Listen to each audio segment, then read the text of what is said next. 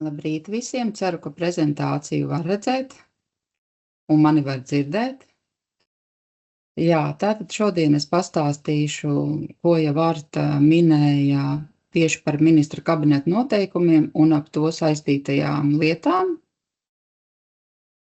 Un uzreiz gribu vērst uzmanību, ka šis slaids parāda, cik plašs ir iesaistīto loks saistībā ar rēķinu ieviešanu Latvijā.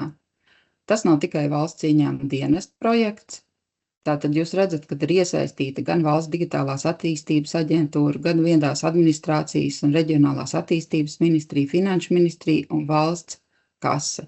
Līdz ar to diezgan darbietilpīgs un plašs loks, kas piedalās e-rēķinu izstrādē. Tālāk es jums pastāstīšu par ministru kabineta noteikumiem, pareizāk sakot, šobrīd vēl projektu, kādas ir tajā iekļautās prasības, un visi ceram, ka šo mēnesi šie noteikumi tiks pieņemti un būs publiski pieejami arī Latvijas vēstnesī.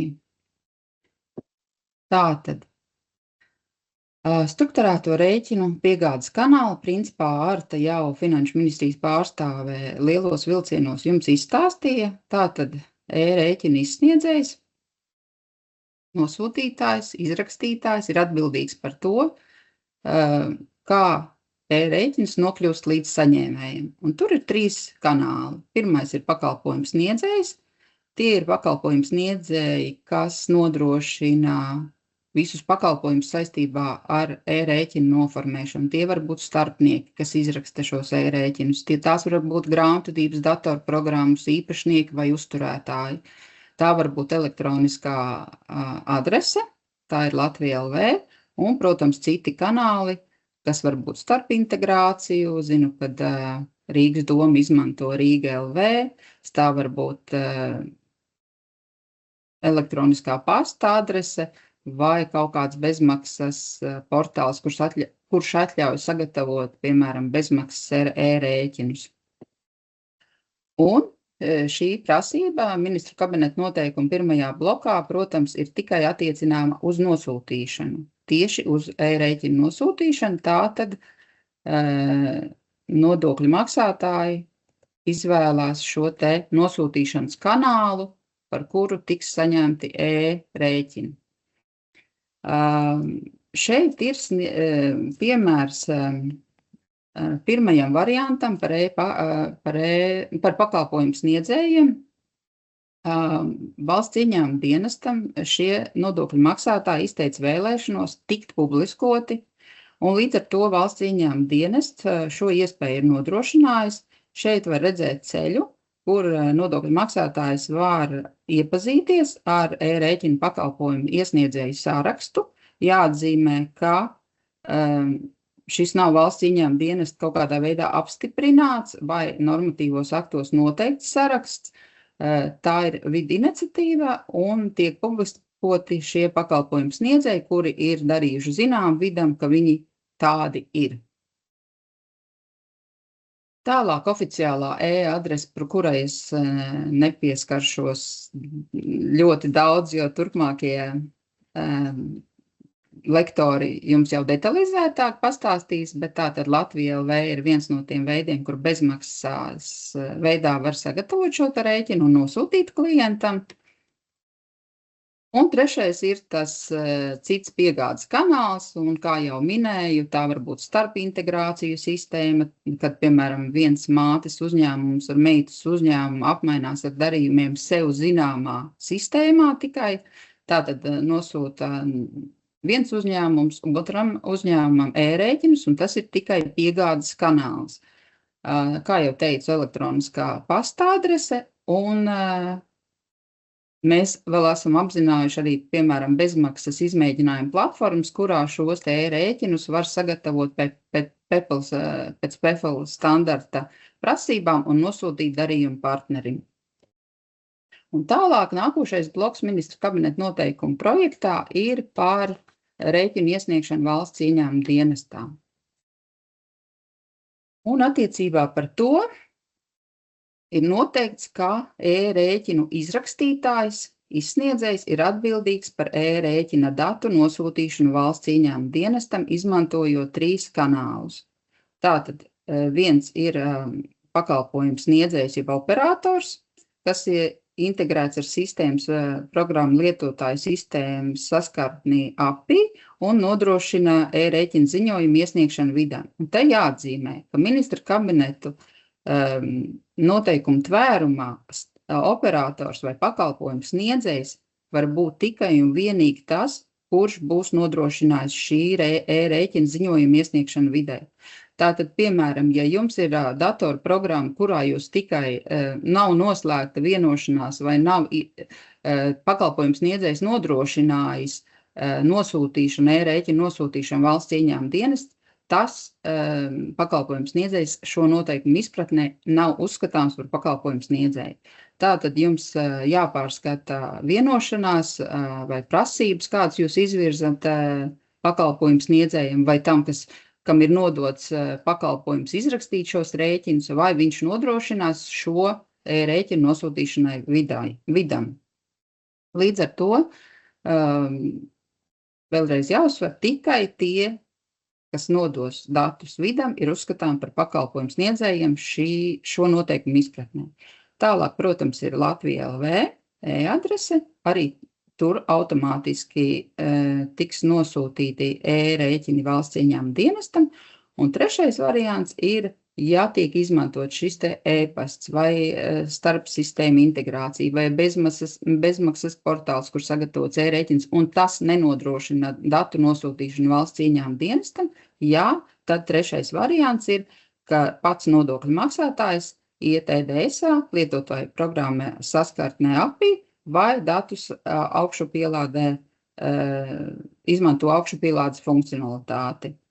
Arī par to detalizētāk jums izstāstīs jau tehniski mūsu cilvēks valsts ieņēmuma dienestā, un te gan ir jāuzsver, ka ja jūs izvēlaties pirmo vai otro variantu, par to vispār jums galva nesāp, jo tur jau automātiski dati nonāks uz valsts ieņēmuma dienestu, tikai trešais variants ir, kad ir jādomā par datu manuālu nosūtīšanu valsts ieņēmuma dienestam. Un šeit ir tie piemēri, ar kuriem īstenībā visi nodokļu maksātāji var iepazīties jau ministru kabineta noteikumu pielikumā.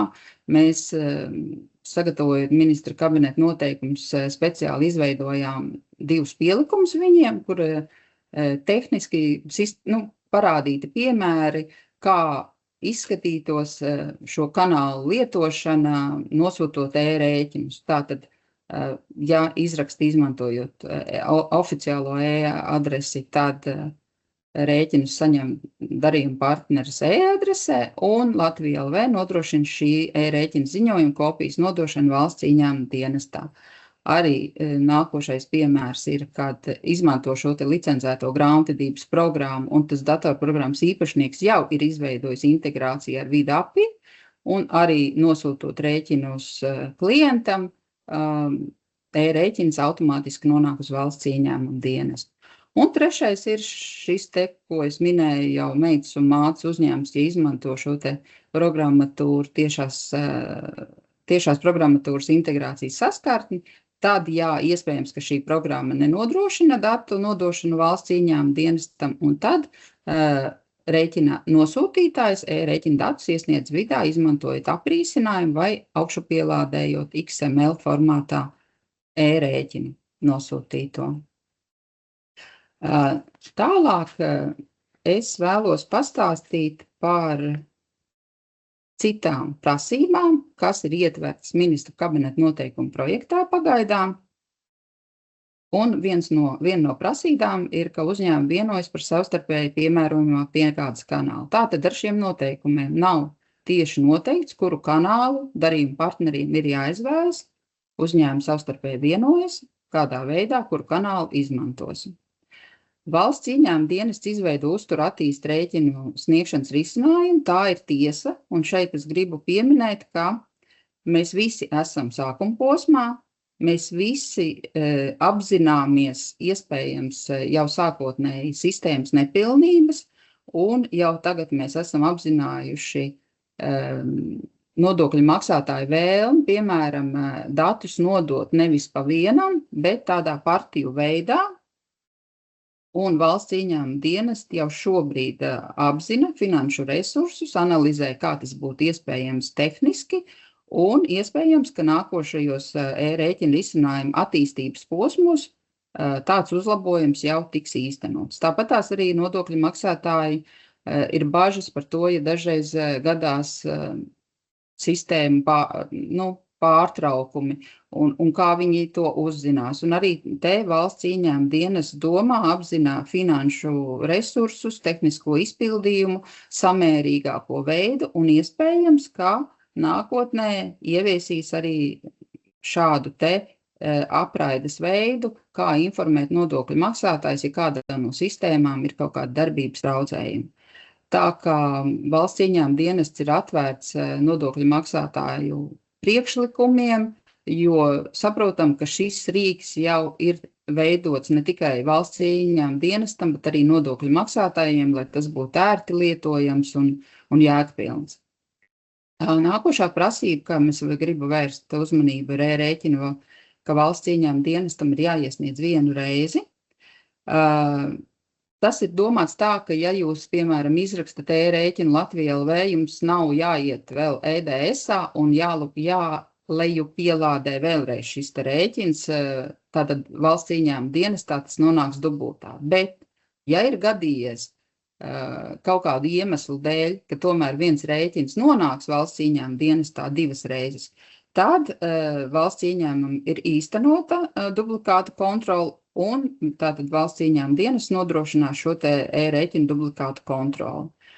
Un pēdējais, ko es vēlos vērst uzmanību, e-rēķinu valsts ieņēmuma dienestam iesniedz nevēlāk kā 5 darba dienu laikā pēc nosūtīšanas.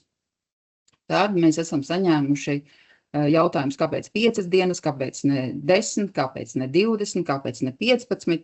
Tad uz to es varu paskaidrot, ka 5 dienas ir saistītas ar to, ka PVN digitālās ziņošanas sistēma pārobežu darījumos ir jāievieš Latvijā līdz 2030. gada 1. jūlijam. Un balstās uz to, ka e-rēķina dati šajā sistēmā būs jānodot 5 darba dienu laikā.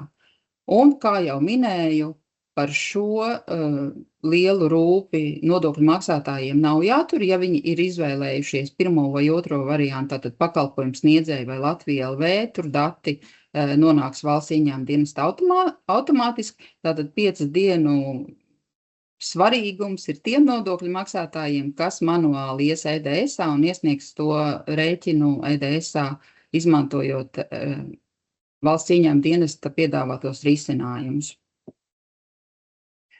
Tālāk, Arta jau pieskārās bonusiem, kā varētu dati izmantot valsts ieņēmuma dienestam, tātad PVN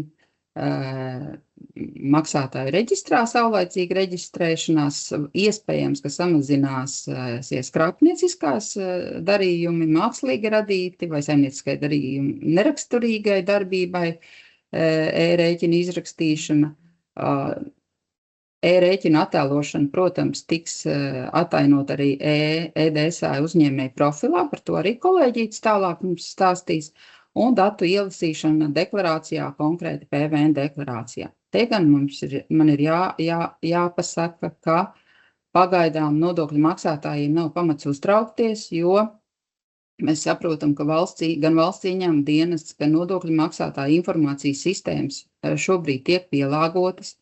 Iespējams, ka arī ir jāapgūst ļoti daudziem jaunas prasības, un valsts ieņēmuma dienests būs saprotošs, un nav paredzēti sākotnējā periodā nekādi kontroles mehānismi un kontroles un sodīšanas, jo mēs saprotam, ka visiem viss ir jauns. Arī dati valsts ieņēmuma dienestā ienāks nepilnīgi, jo, kā jau Arta minēja, obligātais pienākums visai pārējiem nodokļu maksātājiem sākas tikai ar 28. gadu. Līdz ar to mēs visi Citiem patīk teikt testēšanas režīms. Mēs tam piekrītam, kad sākotnējā stadijā skatīsimies, kā mums tas viss iet, ielasās, attainojās, varbūt ir vajadzīgi uzlabojumi un tā tālāk. Tāpēc nodokļu maksātājiem šobrīd vēl nav pamats satraukties, ka viņiem dati kaut kādā veidā valsts ieņēmuma dienests ņems viņus un analizēs pēc pilnas nopietnības sākotnējā stadijā. Tālāk jau Arta pieskārās avansa rēķiniem, lai gan ministru kabineta noteikuma projekts, par kuru es šobrīd runāju, nekādā veidā nereglamentē ne avansa rēķina noformēšanu, ne korektīvā rēķina noformēšanu, ne kredīta rēķina noformēšanu. Mēs saprotam, ka šobrīd nodokļu maksātāji šo te visu rēķinu labošanu, anulēšanu, korekcijas izdara atbilstoši savai grāmatvedības politikai, pamatojoties uz saviem grāmatvedības organizācijas dokumentiem. Un tas nav nepareizi, un arī turpmāk valsts ieņēmuma dienests nekādā veidā strikti nenoteiks labošanas, precizēšanas kārtību kādam noteiktam rēķina veidam. Tomēr sakarā ar to, kad ministru kabineta noteikumos 877.21 punktā ir runāts par koriģējošo rēķinu, standartā ir dažādu rēķinu nosaukumi, kuri savukārt neatbilst Latvijā lietotajiem rēķinu nosaukumiem, un jāatzīmē, ka grāmatvedības likums vispār nereglamentē attaisnojumu dokumentu nosaukums. Tad iespējams, ka valsts ieņēmuma dienestam būs jāizstrādā kādas vadlīnijas, jo ņemot vērā par piemēru Latvija LV, piemēram, lietotos rēķinu nosaukums un to būtību, mēs saprotam, ka izejot no viņiem valsts ieņēmuma dienests viņus kaut kādā veidā grupēs. Un līdz ar to, lai būtu vienota izpratne, iespējams, ka nodokļu maksātājiem būs jāievieš šādas tādas korekcijas rēķina izrakstīšanā. Un tāpēc es esmu sagatavojuši dažus piemērus, lai vismaz parādītu, kā tas varētu izskatīties. Tātad pirmais piemērs ir par avansa rēķiniem.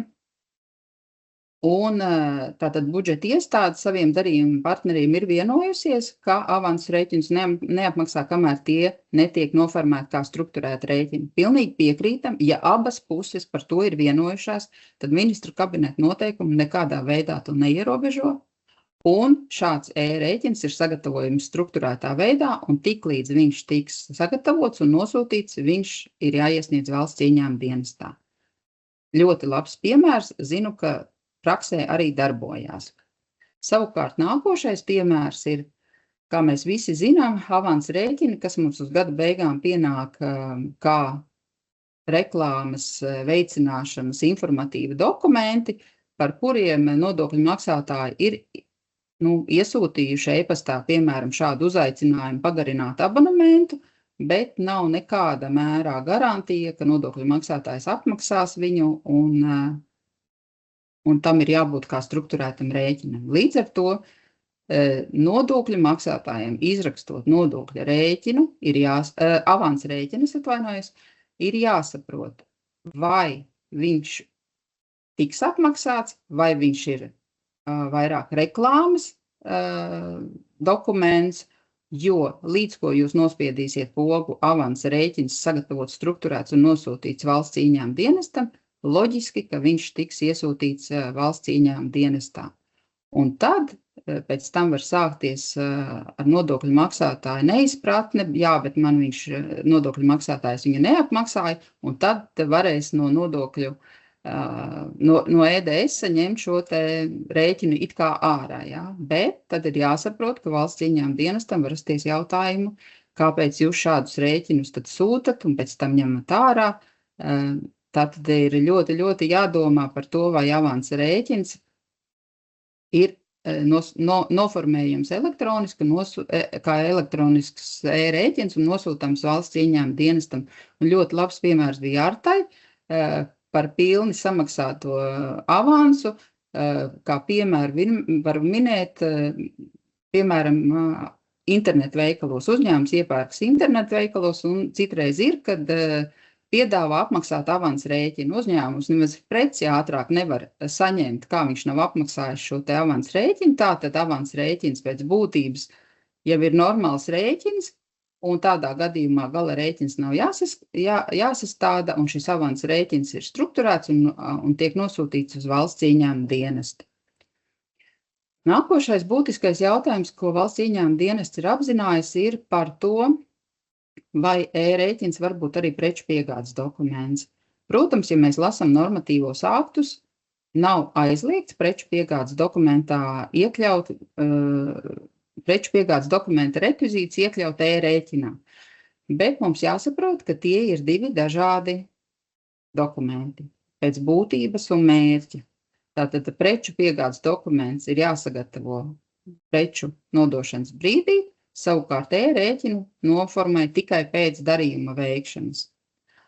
Un te nu ir jāsaprot, ka kas vispār ir strukturēts e-rēķins, tāpēc, ja viņš ir strukturēts, ka viņam ir noteiktas ailes, kuras ir jēgpilni jāanalizē, kuras var jēgpilni izmantot.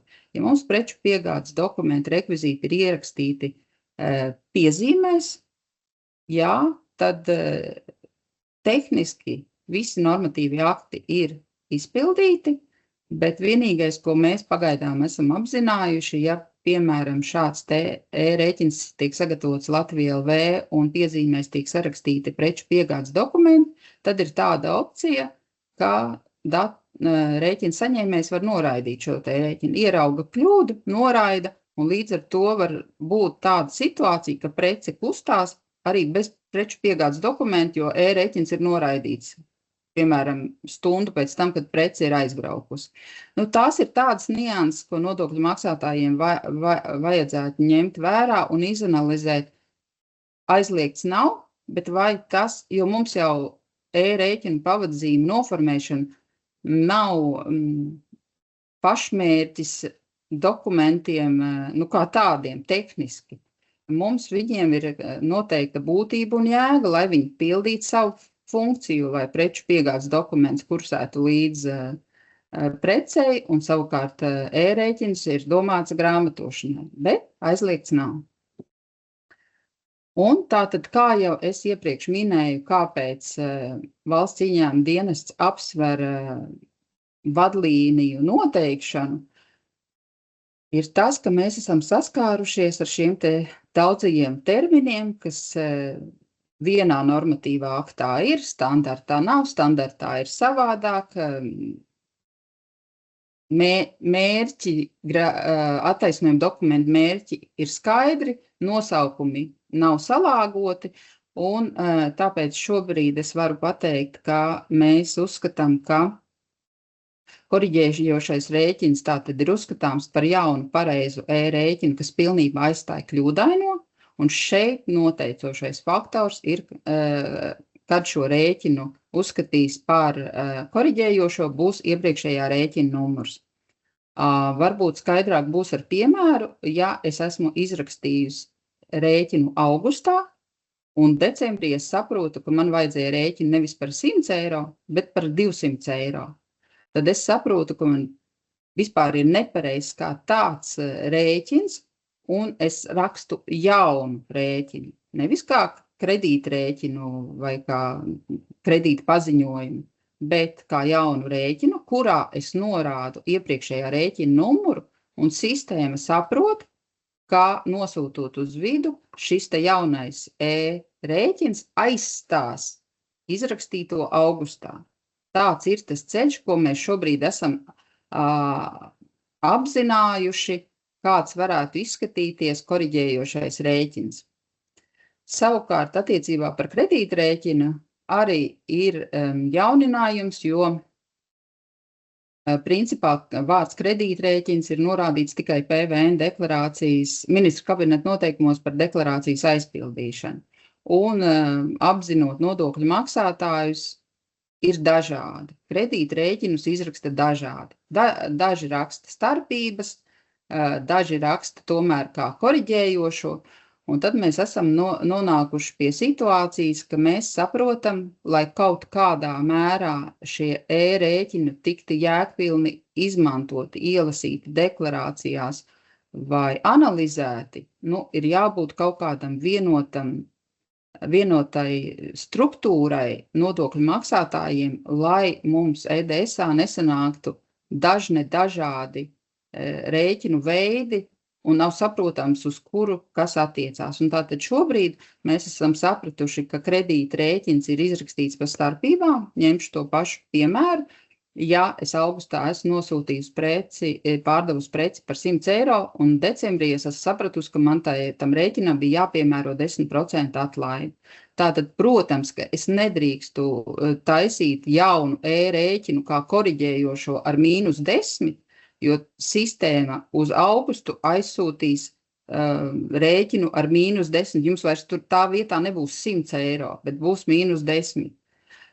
Bet tātad kredītrēķins tiks attiecināts uz to periodu, kad tiek izrakstīts. Tātad, ja es šobrīd decembrī saprotu, ka man precei augustā bija jāpienākas -10% atlaidei, tad šo rēķinu es noformēšu decembrī, un viņš arī ienāks decembrī, nelabojot nekādā veidā augusta rēķinu. Augusta rēķins paliek nemainīgs. Un, lai gan kredīta rēķina rekvizīts ir, kā jau minēju, teikts tikai saistībā pieminēts normatīvos aktos saistībā ar PVN, mēs uzskatām, ka šis te kredīta rēķina nosaukums, protams, ir piemērojams arī visiem nodokļu maksātājiem, atbilstoši nodokļu maksātāja statusam, viņš rakstā attiecīgi savus rekvizītus šī te kredīta rēķinā.